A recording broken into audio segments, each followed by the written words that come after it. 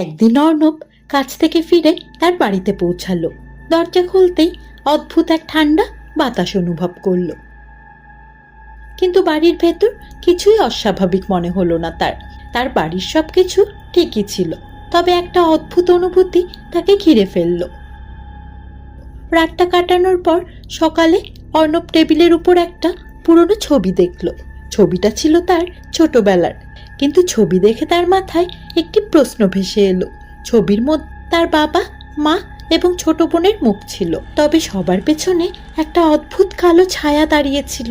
অর্ণব ছবির দিকে তাকিয়ে থাকতে থাকতে হঠাৎই তার মনে পড়ল তার মা, বাবা ও বোন তো 1 বছর আগে দুর্ঘটনায় মারা গেছে। সে চিৎকার দিয়ে উঠে ছবিটা ফেলে দিল।